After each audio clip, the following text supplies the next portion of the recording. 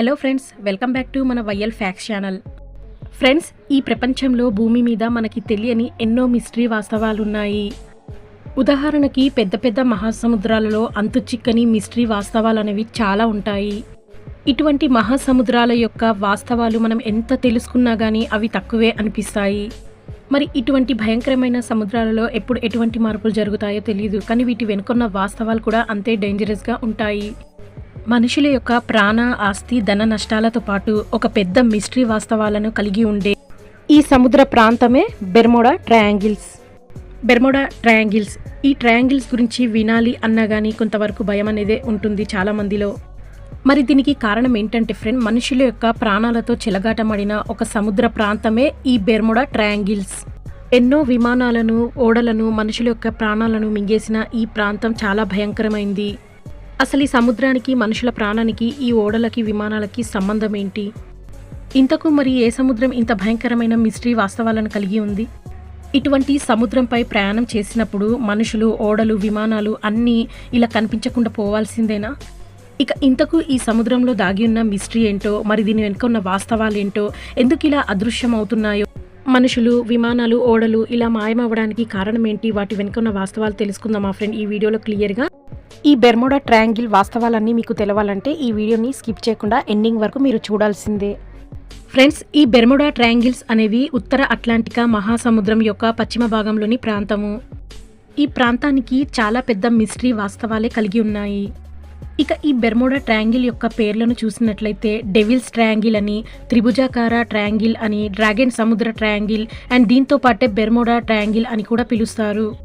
అనేక నౌకలు, విమానాలు, మనుషులతో అదృశ్యమైంది ఈ ప్రాంతంలోనే. సో ఈ ప్రాంతం అనేది చాలా భయంకరమైన ప్రాంతం. అసలు ఇంతకు ఈ బెర్ముడా ట్రయాంగిల్స్ని ఎలా కనుక్కున్నారు అన్న వాస్తవాల విషయానికి వస్తే, 1492 సంవత్సరంలో క్రిస్టోఫర్ కొలంబస్ ఇతను స్పెయిన్ నుండి దక్షిణ అమెరికాకు ప్రయాణం చేసేటప్పుడు ఇతని యొక్క షిప్ కంపస్ అనేది పనిచేయలేకపోవడం జరిగింది మొదట. వాస్తవానికి బెర్ముడా ట్రయాంగిల్స్ అనేవి 500 AD సంవత్సరాల నుంచే ఉన్నాయి. కానీ నిజానికి అవి బెర్ముడా ట్రయాంగిల్స్ అని ఎవరికీ తెలియదు. క్రిస్టోఫర్ కొలంబస్ ప్రయాణించే యొక్క షిప్ను చూసినట్లయితే శాంటా మెరియా. ఈ షిప్ ఇలా ప్రయాణించే టైంలో దాని యొక్క కంపాస్ పనిచేయలేదు అండ్ ఈ నౌక కూడా ఏదో ఫోర్స్ గురి కావడం ఈయన అబ్జర్వ్ చేయడం జరిగింది.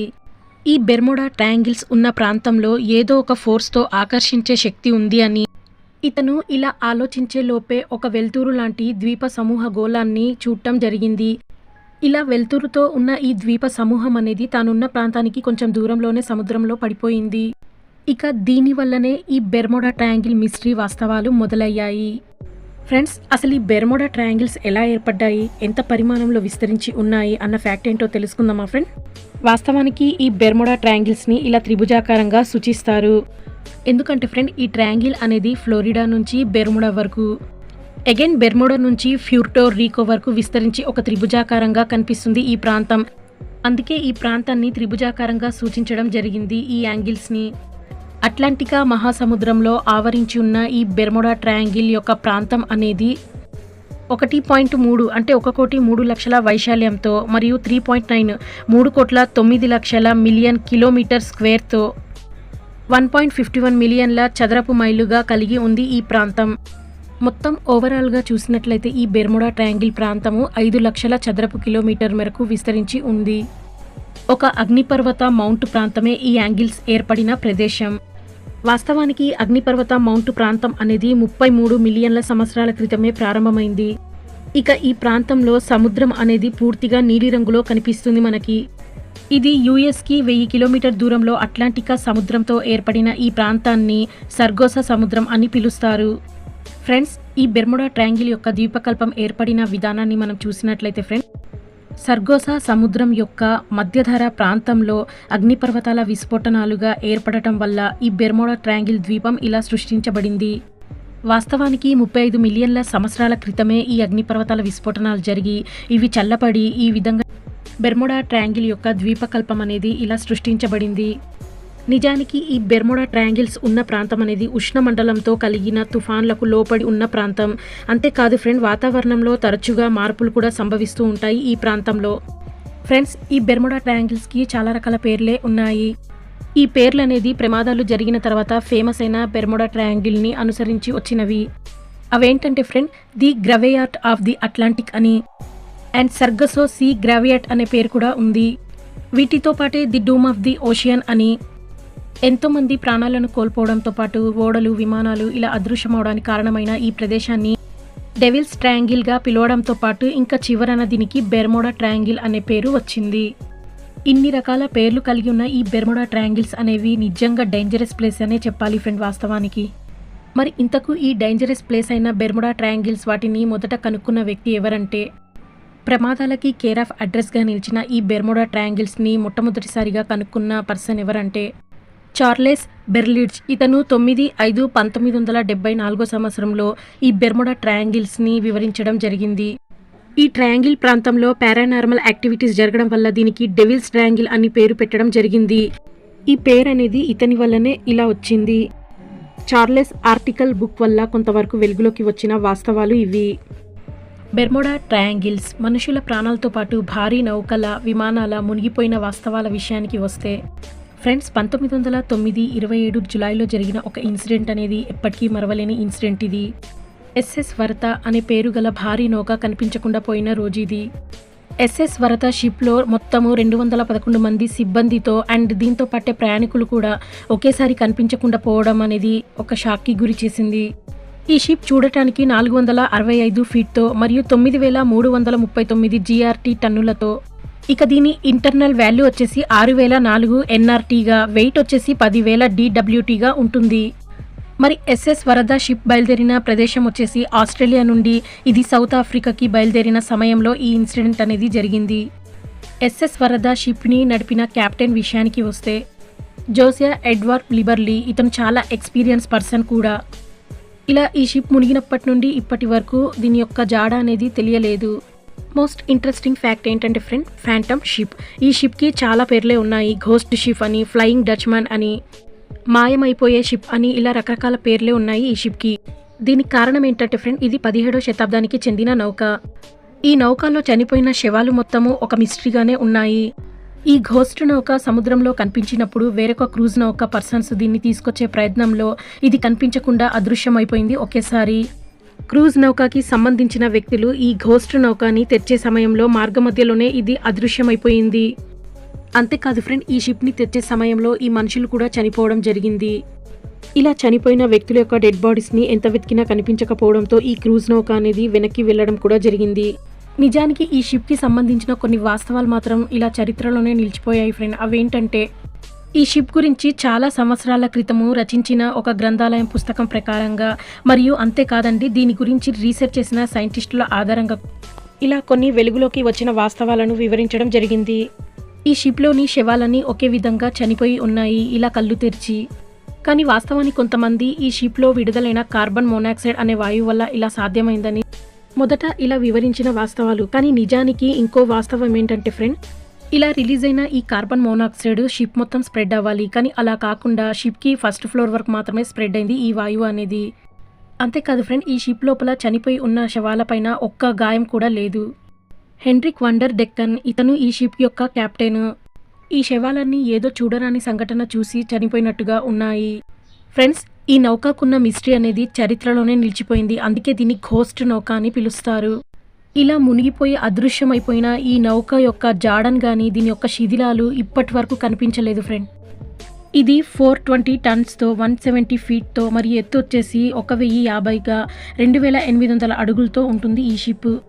ఉత్తర అట్లాంటికా మహాసముద్రం యొక్క పశ్చిమ భాగంలోని ఈ బెర్ముడా ప్రాంతం అనేది ఇలా ఏర్పడి ఉండడం వల్లనే ఇంత పెద్ద భారీ నౌకలు కానీ విమానాలు కానీ ఇలాంటి ఒకదాని వెనుక ఒకటి ప్రమాదాలు జరిగి ఉన్న వాస్తవాలు. ఇంకో ఇంట్రెస్టింగ్ అనదర్ ఫ్యాక్ట్ ఏంటంటే ఫ్రెండ్ 1918 సంవత్సరంలో ఒక ఇన్సిడెంట్ అనేది జరిగింది. 4 మార్చి 1918 సంవత్సరంలో యుఎస్ఎస్ఏ సైక్లోప్ అనే ఒక ఓడ 306 మందితో ప్రయాణించేటప్పుడు జరిగిన ఈ ఇన్సిడెంట్ కూడా ఒక వాస్తవంగా మిగిలిపోయింది. యుఎస్ఎస్ సైక్లోప్ అనే ఓడ బాల్టిమోర్ నుంచి బ్రెజిల్కి చేరడానికి మార్గమధ్యలో చాలా సమస్యలు అనేవి ఈ ఓడకి ఏర్పడ్డాయి. మొదట ఈ నౌక యొక్క కంపాస్ అనేది పనిచేయలేదు పూర్తిగా.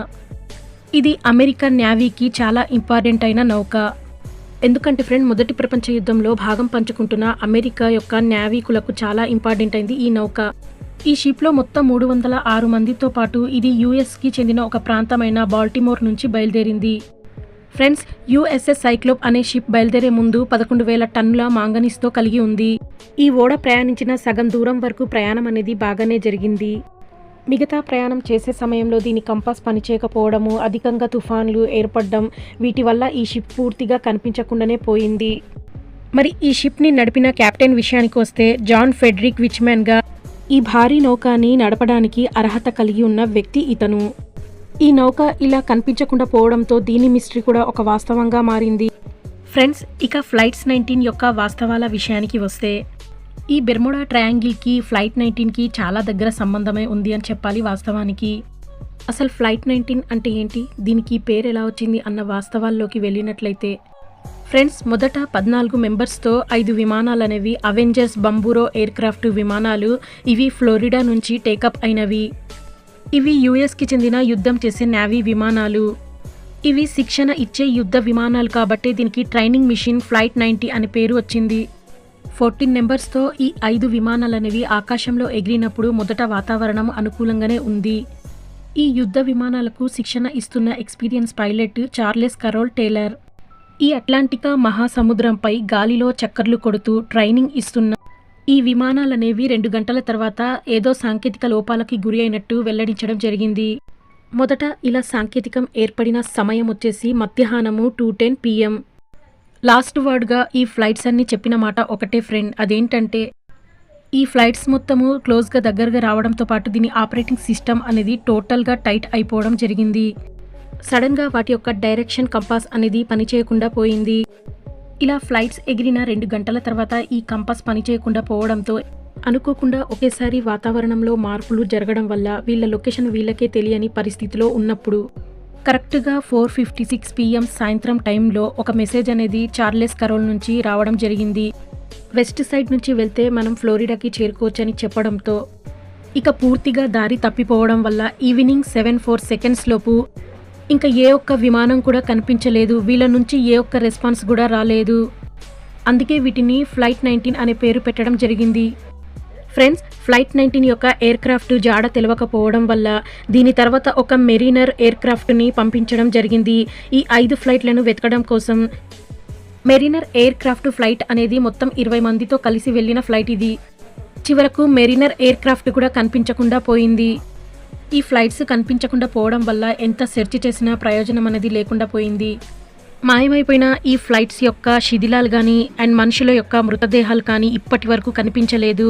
అంతేకాదు ఫ్రెండ్, ఇదొక పెద్ద మిస్టరీ అనే చెప్పాలి. నిజానికి ఈ ఫ్లైట్స్ మొత్తం ఈస్ట్ సైడ్ వెళ్లాల్సిన టైంలో చార్లెస్ మెసేజ్ కారణంగా వెస్ట్ సైడ్కి వెళ్లడం వల్ల ఈ ప్రమాదం జరిగిందని కూడా వాస్తవాలు ఉన్నాయి. అందుకే ఈ విమానాలకు మిస్టరీ ఆఫ్ 19 అనే పేరు రావడం జరిగింది. దీని కారణంగానే ఈ బెర్ముడా ట్రయాంగిల్స్కి డెవిల్స్ ట్రయాంగిల్ అని పేరు వచ్చింది. ఈ బెర్ముడా ట్రయాంగిల్ గురించి మ్యాగజైన్స్, ఆర్టికల్స్, న్యూస్ పేపర్ ఈ వాస్తవాలకు వస్తే అసలు బెర్ముడా ట్రయాంగిల్ కలిగి ఉన్న ప్రాంతంలో మాత్రమే ఇలా ఎందుకు అదృశ్యం అవుతున్నాయని అసాధారణ దృశ్యాల గురించి మొదట సూచనగా ఎడ్వర్డ్ వాన్ వింకిల్ జోన్స్ రాసిన వ్యాసంలో కనిపించింది. ఇతను మయామి హెరాల్డ్కు చెందిన పర్సన్. ఈ వార్తాపత్రిక అనేది అమెరికన్ దేశంలో 17 సెప్టెంబర్ 1950 సంవత్సరంలో ఈ పత్రిక కనిపించింది. కొంతవరకు బెర్ముడా ట్రయాంగిల్స్ గురించి ఈ పత్రికలో కనిపించడం అనేది జరిగింది. ఫ్రెండ్స్, అనదర్ ఇంట్రెస్టింగ్ ఫ్యాక్ట్ ఏంటంటే బెర్ముడా ట్రయాంగిల్స్ని మొట్టమొదటిసారిగా అమెరికన్ రచయిత విన్సెంట్ గాడిస్ ఆర్గోసీ అనే మ్యాగజైన్లో క్లియర్గా వివరించడం జరిగింది. చాలా వరకు బెర్ముడా ట్రయాంగిల్స్ గురించి పూర్తిగా ఇన్ఫర్మేషన్ దొరికింది మనకు ఈ మ్యాగజైన్ నుంచే. ఇది ఫిబ్రవరి 28, 1964 సంవత్సరంలో వివరించడం జరిగింది. ఈ రచయిత రచించిన మ్యాగజైన్ విషయానికి వస్తే ఆర్గోసీ ది డెడ్లీ బెర్ముడా ట్రయాంగిల్స్ అని మెన్షన్ చేయబడింది ఈ మ్యాగజైన్ పైన. విన్సెంట్ గాడిస్ ఆర్గోసీ ఈ మ్యాగజైన్ వల్లనే చాలా వరకు బెర్ముడా ట్రయాంగిల్స్ గురించి వాస్తవాలు బయటపడ్డాయి. ఇతనొక మంచి రచయిత కలిగిన వ్యక్తి. ది డెడ్లీ బెర్ముడా ట్రయాంగిల్స్ అనే పేరు కూడా వచ్చింది ఈ మ్యాగజైన్ వల్లనే బెర్ముడా ట్రయాంగిల్స్కి. ఈ ఆర్గోసీ మ్యాగజైన్ తర్వాత బెర్ముడా ట్రయాంగిల్స్కి ఎన్నో ఆర్టికల్, న్యూస్ పేపర్స్, మ్యాగజైన్స్ అనేవి పబ్లిసిటీ అయిపోయాయి. బుక్స్, మ్యాగజైన్స్, న్యూస్ పేపర్సే కాకుండా ఇంకా దీనిపైన సినిమాలు, ఫైనల్లీ దీనిపైన సాంగ్స్ కూడా మేకింగ్ చేయడం జరిగింది. ఫ్రెండ్స్, ఇప్పటి వరకు బెర్ముడా ట్రయాంగిల్ యొక్క వాస్తవాలు, వీటి వెనుకున్న నిజాలేంటో ఇవన్నీ మనం తెలుసుకున్నాం కదా ఫ్రెండ్. మరి ఇంతకు ఇప్పుడు చెప్పబోయే ఫ్యాక్ట్ ఏంటంటే బెర్ముడా ట్రయాంగిల్ గురించి వీడిన మిస్టరీ ఫ్యాక్ట్ ఇది. మనుషుల యొక్క ప్రాణాలతో పాటు ఓడలు, విమానాలు కూడా బలికొన్న ఈ డెవిల్స్ ట్రయాంగిల్ 100 సంవత్సరాల నుంచి వీడిన మిస్టరీ ఫ్యాక్ట్ ఏంటో మరి తెలుసుకుందాం మా ఫ్రెండ్. మోస్ట్ ఇంట్రెస్టింగ్ ఫ్యాక్ట్ ఏంటంటే ఫ్రెండ్, బెర్ముడా ట్రయాంగిల్స్ యొక్క వీడిన మిస్టరీ వాస్తవాలు. 100 సంవత్సరాల నుంచి ఉన్న బెర్ముడా ట్రయాంగిల్ యొక్క మిస్టరీ అనేది వీడిపోయింది. నిజానికి ఈ సమస్యకి ఒక పరిష్కారం దొరికిందనే చెప్పాలి. ఈ అట్లాంటికా మహాసముద్రం నీటిలో ఓడలు, విమానాలు అదృశ్యం కావటం వెనుక ఉన్న కారణమేంటో శాస్త్రవేత్తలు గుర్తించడం అనేది జరిగింది. ఎన్నో ఏళ్లుగా అంతు చిక్కని రహస్యాన్ని ఎట్టకేలకు దీని వాస్తవాలనేవి వెలుగులోకి వచ్చాయి. ఈ మిస్టరీ వెనుక ఉన్న వాస్తవాలు మొదటగా డాక్టర్ కార్ల్, ఇతను ఒక సైంటిస్ట్ అండ్ అంతేకాదండి సిడ్నీ యూనివర్సిటీకి చెందిన వ్యక్తి. ఇతని బెర్ముడా ట్రయాంగిల్ని చాలా సంవత్సరాల వరకు పరిశోధనలు చేసి చెప్పిన వాస్తవాలు ఏంటంటే ఫ్రెండ్, 21 జూలై 2017 సంవత్సరంలో ఇతని వాస్తవాల ప్రకారం బ్యాడ్ వెదర్, చెడు వాతావరణము, ఇక మానవుల యొక్క తప్పిదం, హ్యూమన్ ఎర్రర్, వీటితో పాటు అన్ప్రిడిక్టబుల్, అనూహ్య పరిస్థితిలో ఉండే వాతావరణం, ఈ కారణాల వల్ల ప్రమాదాలు జరిగినాయని కొంతవరకు వెల్లడించిన వాస్తవాలు. ఇక ఇన్వెస్టిగేటింగ్ టీమ్ డిపార్ట్మెంట్ రిపోర్ట్ ప్రకారం కంపాస్ ఫెయిల్యూర్ వల్ల అండ్ దారి తప్పిపోవడం కూడా జరిగిన ప్రమాదాలని చెప్పిన వాస్తవాలు. ఇక ఫ్లైట్ 19 యొక్క మిస్టరీ విషయానికి వస్తే ఎక్కువసేపు గాలిలో చక్కర్లు కొట్టడం వల్ల అండ్ ఫ్యూల్ అయిపోయి ఉండడం వల్ల కూడా ఈ ప్రమాదం జరిగి ఉంటుందని ఇన్వెస్టిగేటింగ్ టీమ్కి తెలిసిన వాస్తవాలు. అంతేకాదు ఫ్రెండ్స్, ఎగోనిక్ లైన్స్ కొన్నిసార్లు రాంగ్ డైరెక్షన్ వల్ల కూడా కంపాస్ పనిచేయకపోవడం అనేది జరుగుతుంది అని వెల్లడించిన వాస్తవాలు. అసలు ఎగోనిక్ లైన్స్ అంటే ఏంటంటే ఫ్రెండ్, ఎగోనిక్ లైన్స్ అనేవి 2 టైప్స్గా ఉంటాయి. ఒకటి మ్యాగ్నెటిక్ పోల్ సిస్టమ్ అండ్ రెండోది వచ్చేసి జియోగ్రాఫికల్ పోల్ సిస్టమ్. ఈ జియోగ్రాఫికల్ పోల్ సిస్టానికే ట్రూ నార్త్ పోల్ సిస్టమ్ అని కూడా పిలుస్తారు.